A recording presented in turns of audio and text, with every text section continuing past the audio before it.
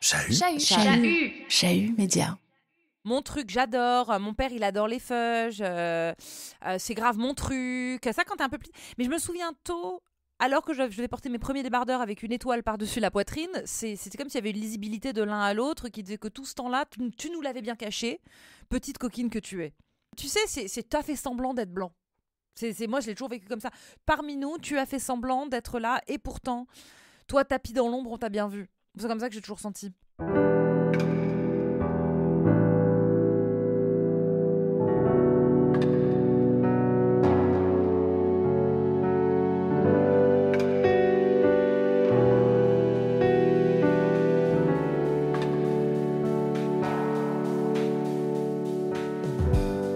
Quand j'ai fait ma moisson d'interviews pour les besoins de la série en mars 2023 à Paris, je ne suis pas parvenue à rencontrer Alice Pfeiffer. Problème d'emploi du temps.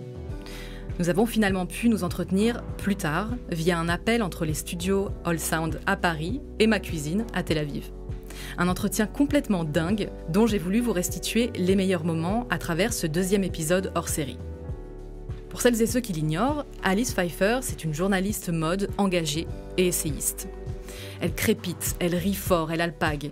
Entre une référence issue de la pop culture et une du monde académique, la vitesse de son débit n'a d'égal que celle de son esprit.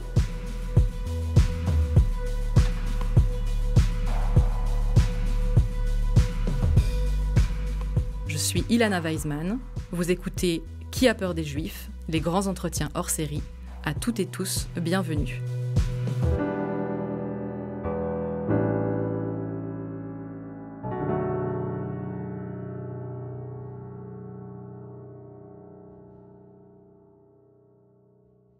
Ce que tu peux entendre quand tu t'es pas outé, quand tu l'as pas dit, c'est que tu entends les goys parler entre eux, pensant qu'ils sont entre eux et que donc tout va bien, leurs masques à eux peuvent enfin tomber, et ils se disent, et là tu entends des vas-y fais pas ton juif.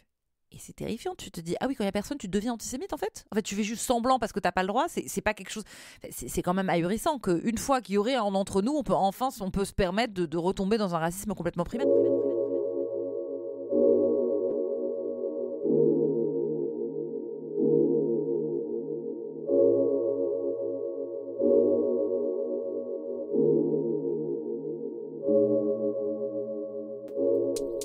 C'est que dans certains milieux, c'est que si je le dis pas, on le sait pas. Effectivement, c'est un privilège que 99% ou un grand nombre de personnes racisées n'auront pas. Et ça, j'en ai conscience de ce privilège. Mais c'est un privilège avec des limites et c'est un privilège très relatif qui peut produire aussi des violences inouïes à l'inverse. Donc oui. Je veux pas hiérarchiser, mais la question du passing, c'est un privilège et c'est aussi c'est un privilège comme une violence. Et qui est particulière parce que tu es dans un exercice de surveillance qui est particulier et qui est vraiment propre à une personne qui sait que ça ne se voit pas, sauf si. Et c'est marcher sur un fil en fait. Non, mais il suffit effectivement qu'il y ait de l'humidité dans l'air, que tu es bronzé, que tu répondes trop spontanément à ta mère au téléphone, que tout d'un coup, tu passes de l'autre côté du miroir et ça commence à se voir, entre guillemets, que tout d'un coup tu deviennes visible, que tu te tautes tout seul sans faire exprès, sans le vouloir, que tu captes qu'il y a quelque chose qui se serait vu et que, on me l'a déjà dit dans des climats d'orange, tu nous l'avais bien caché, haha, ouais, on revient à maintenant que tu le dis, ah c'est marrant, vous. Mais il y a un trouble ethnique racial, tu pourrais être de plein d'endroits, finalement tu enlèves ton masque, c'était donc ça, tu n'es pas X, Y, Z, bosniaque ou je sais pas quoi, ou t'es plus d'un pays, t'es d'un peuple et d'un peuple qui a fait quelque chose, où on a quelque chose à te raconter dessus et surtout tu dois à tout le monde la patience et la pédagogie, tout le monde doit t'expliquer ce qu'ils ont à dire sur tes origines. Tout le monde, ils aiment le houmous, ils ont été je sais pas où, ils sont sortis avec. C'est vraiment ça, et tu leur dois ça. Et surtout, c'est vraiment la base du fétichisme, c'est estime-toi heureuse que je te désire. Je te respecte pas, mais estime-toi heureuse que tu m'intéresses. Vraiment, mais comme tu as ça dans les endroits courus, leur frisson judaïque, tu dois l'écouter. Tu sais, le mot yiddish qui leur parle grave, il faut. Parce que c'est gentil pour toi, ils sont intéressés au yiddish, petite chanceuse. Et ils adorent, et en plus un pêle-mêle complètement grossier où il faut te dire qu'ils aiment Rabbi Jacob, la vérité si je mens, et qu'une fois ils ont mangé un falafel, et tu dois être émerveillé de leur ouverture d'esprit.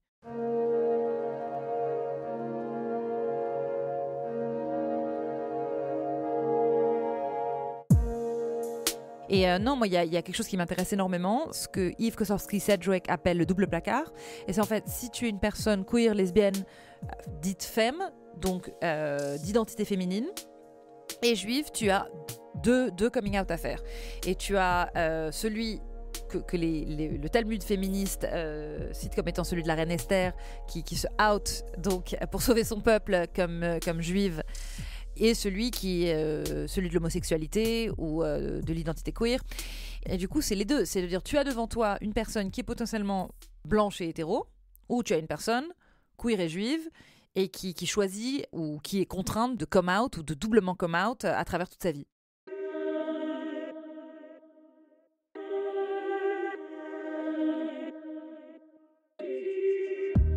Le dire ou pas le dire, tu sais ce que ça va générer. Tu sais quelles accusations de misérabilisme on va te faire, quelles accusations de overreacting, de paranoïa.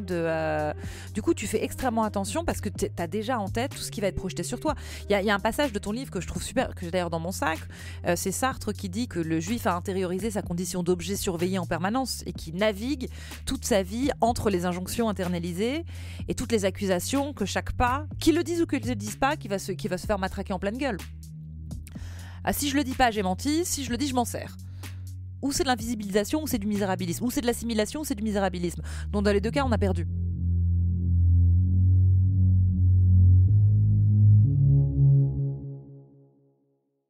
Et en fait, c'est marrant parce que je me demande à quel point tu peux croiser un sentiment d'ailleurs ou d'étrangeté tôt, et je ne saurais pas recroiser à quel moment c'est la conscience du corps queer et à quel moment c'est la conscience d'un corps non pas racial mais racisé.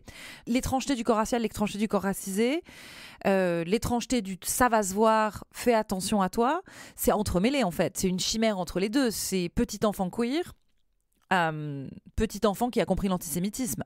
Je ne saurais pas exactement distinguer l'entremêlement entre la question du corps queer et du corps juif. L'enfant qui a senti l'hétéropatriarcat et qui a senti l'antisémitisme, parce que les deux sont entremêlés. Moi, il y avait ce corps blanc sémite féminin a priori et qui pourtant sentait partout des normes du ça va se voir, fais attention, surveille-toi, un pas devant l'autre, il y a quelque chose qui va déborder, il y a quelque chose qui va se savoir, les autres vont le savoir, on va être au courant, il y a quelque chose à cacher. Et ce truc du débordement et de l'étrangeté, c'est extrêmement poreux. Pour moi, c'est entre les deux.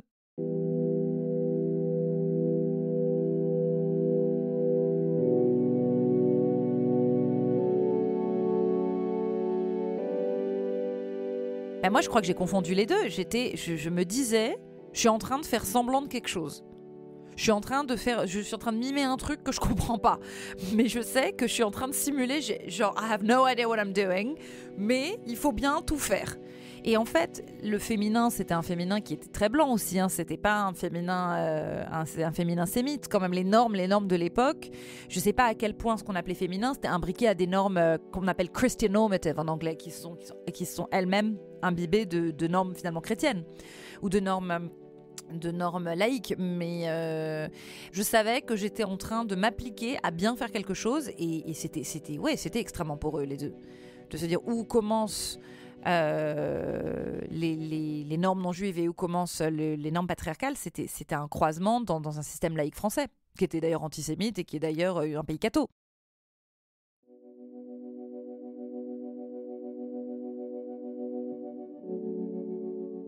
Ce que j'associe à ma judéité et à l'immigration de ma famille, c'était quelque chose que ma mère vivait fièrement comme plouc parvenu, nouveau riche, clinquant, raté, en échec face à la bourgeoisie dominante qui la faisait hurler de rire.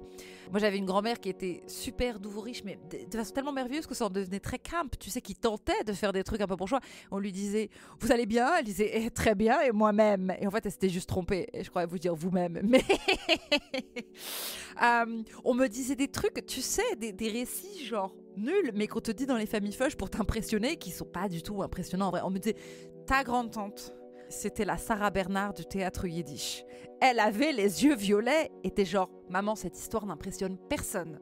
Personne sait qui est Sarah Bernard du théâtre yiddish. » Mais de quel théâtre ? Et du coup, tu vois que tes parents ou même arrêter de faire semblant d'appartenir. Et toi, tu te dis, moi, je rêvais que ma mère vienne me chercher à l'école déguisée en grande bourgeoise. Je lui donnais des conseils vestimentaires. Je disais, il faut lisser les cheveux, faut mettre un beau col en fourrure avec une gabardine cintrée, maman, s'il te plaît. Non, mais moi, je rêvais qu'elle fasse comme les autres mamans. Et ça se voyait, et ça allait pas. Et même quand on essayait de faire chic, vraiment, c'était littéralement, on avait essayé de faire chic et c'était raté.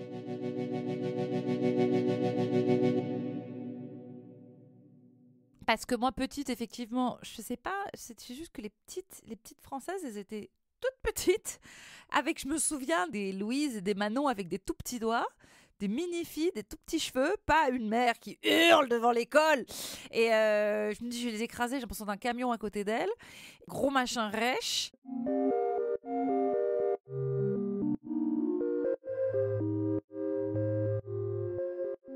Ma grand-mère avait un appartement dans le 17e avec de la fourrure rose sur les murs.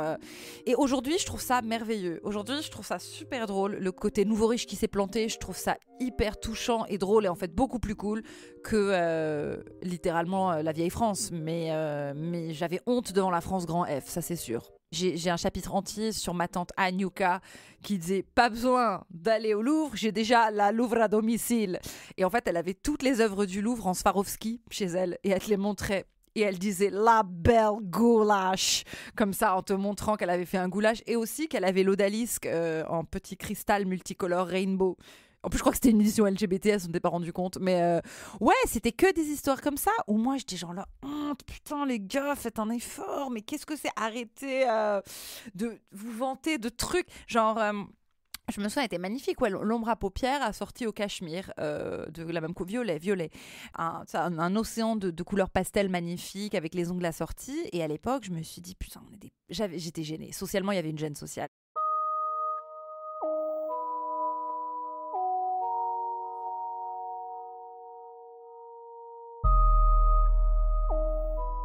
Bon, moi, j'étais à la MJLF dès ma petite enfance, suivie de la CJL. La CJL, c'est Communauté Juive Libérale, qui est toujours dirigée par Pauline Beb, qui était et toujours la première femme rabbin en France. J'ai appris à lire et écrire l'hébreu. Et puis surtout, ce qui était super avec Pauline, c'était que c'était des cours de philo, c'était une lecture féministe des choses. Et c'était super intéressant et stimulant. Et c'était vraiment des contre-récits et contre-outils. Tout ce que j'apprenais à l'école, les récits dominants.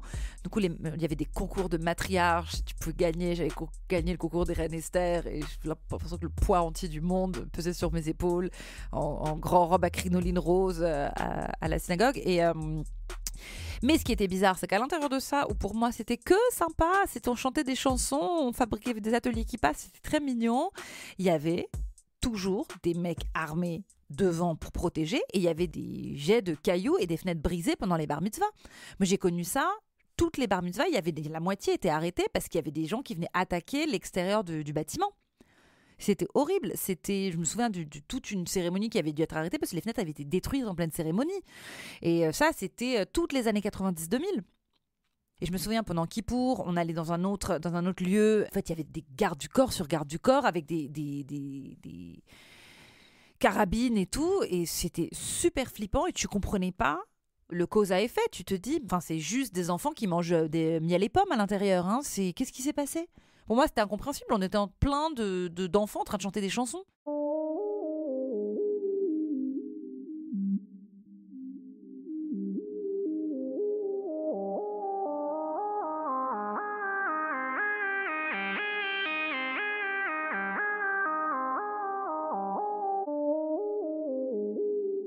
Premier tatouage. Ma psy de l'époque me dit « Ça y est, vous l'avez fait, votre tatouage de Auschwitz ?» Voilà. J'ai eu des problèmes d'addiction à une époque et on me dit que j'avais recréé ma Shoah interne. J'ai eu un psy qui a fait semblant d'être juif parce qu'il voyait que c'était un blocage chez moi. Le nom pouvait prêter à confusion. Et donc a appris des mots en yiddish et j'ai découvert par la suite que pas du tout, en fait. Qu'il avait dû s'entraîner devant le miroir.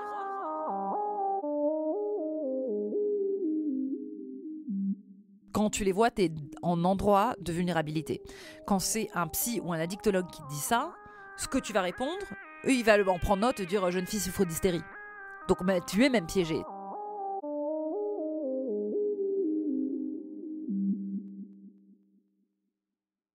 À quel moment tu rentres l'étoile ? Oui, à tout moment où on va t'en parler trop frontalement.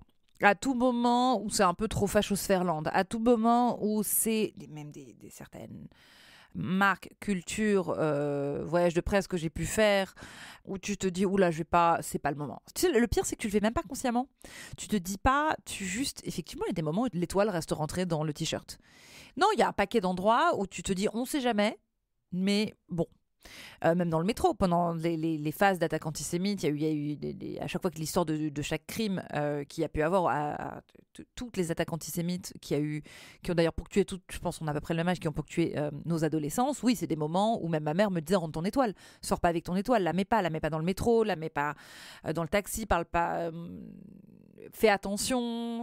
Ouais, c'est allé jusqu'au transport public, c'est dans certains voyages de classe. Oui, c'est le moment où ta mère te dit enlève ton étoile. Sors pas avec. Elle qui est plutôt fière et dans le toujours montré.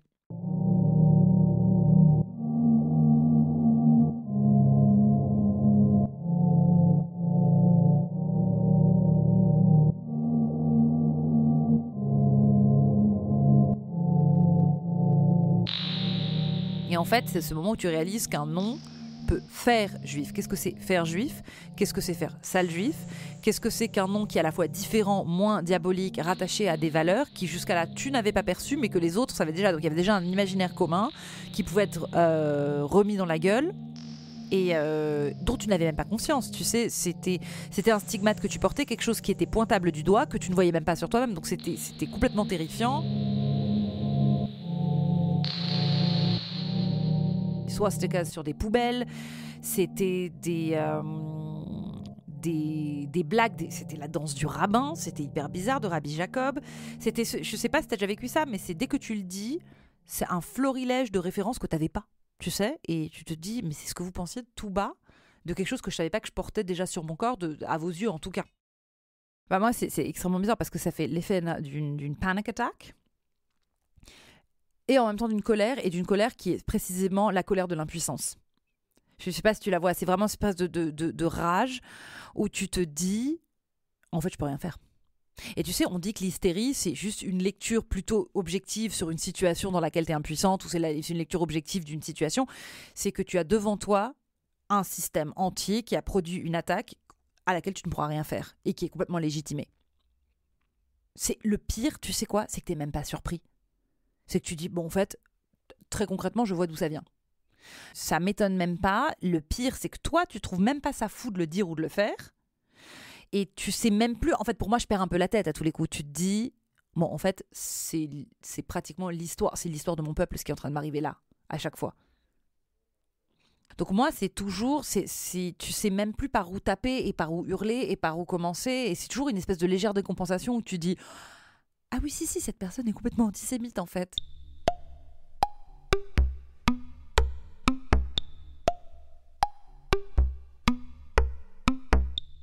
L'antisémitisme, c'est vraiment un kaléidoscope d'expériences de violences différentes en fait. J'étais avec une personne qui, en pleine dispute, un jour m'a cassé la gueule en hurlant sale juif, t'aurais dû mourir dans un four, c'est probablement le pire souvenir de ma vie. Mais ce qui ne veut pas dire que cette grosse agression ne vient pas remplacer ou cacher un milliard d'autres strates d'agression.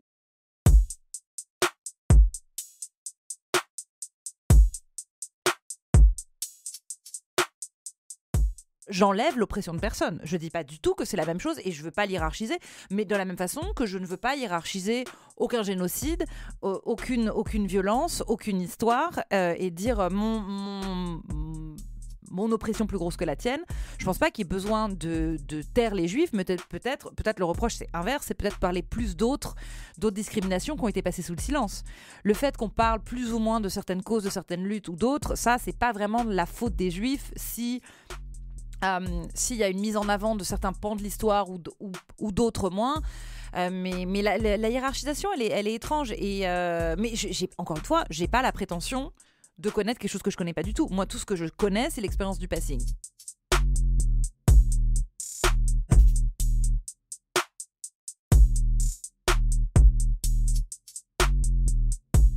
Je me demande si on peut pas parler pas de convergence des luttes, mais convergence des empathies, de savoir où est-ce que ça m'a nourri sans que je le cannibalise et je viens de me l'approprier. Par exemple, de dire, tiens, l'usage de l'humour de telle communauté me rappelle mon usage. Par contre, c'est pas les mêmes. et je ne peux pas faire de parallèle hâtive et foireuse de me dire les théoriciens du c'est comme. C'est un peu pareil, version genre. C'est un peu pareil. Je pense qu'il faut se dire, trouver savoureux les outils de survie d'autres personnes, d'autres groupes, sans se les approprier. Faire très attention à dire le respect dans les croisements, et la délicatesse de tout ce qu'on ne saura pas de l'autre et qu'on va laisser à l'autre. Et sans créer une illusion de solution universelle, mais qu'au contraire, on peut se dire j'apprécie et je salue les stratégies de survie et de lutte de tout autre groupe. C'est pas un copier-coller, mais ça fait des mécanismes de sublimation qui rendent le processus beau et poétique et magnifique, sans pour autant le traduire grossièrement ou le faire passer ou se le réapproprier et faire exactement ce qu'on a fait du show-off et métaphore. Hein. Non, l'histoire de ça n'est pas l'équivalent de ça dans un autre espace-temps.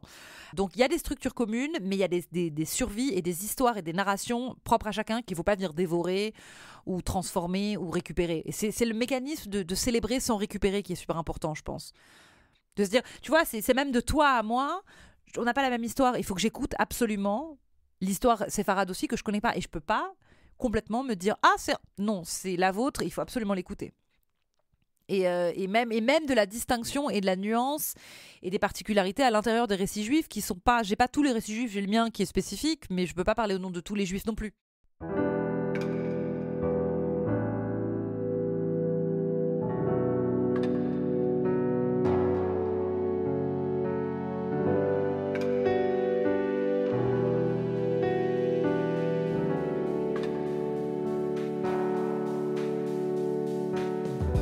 C'était Alice Pfeiffer pour Qui a peur des Juifs ? Les grands entretiens hors série, une collection podcast d'Ilana Weizmann, produite par Chahut Média, enregistrée chez All Sound.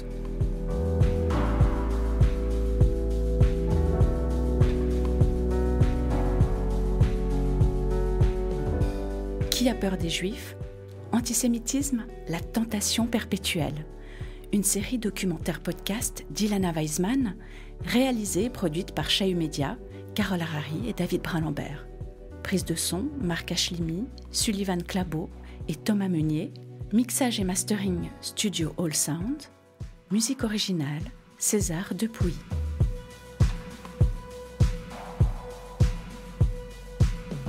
Cette série a été rendue possible grâce au soutien du Bureau d'intégration des étrangers, du service Agenda 21 Ville Durable et du service de lutte contre le racisme, en partenariat avec l'Institut de hautes études internationales et du développement, le Graduate Institute à Genève. Un remerciement tout particulier à Daniela Sebeldi, au BIE, à Johan Gourfinkiol, à la CICAD, et à David Rodogno, du Graduate Institute.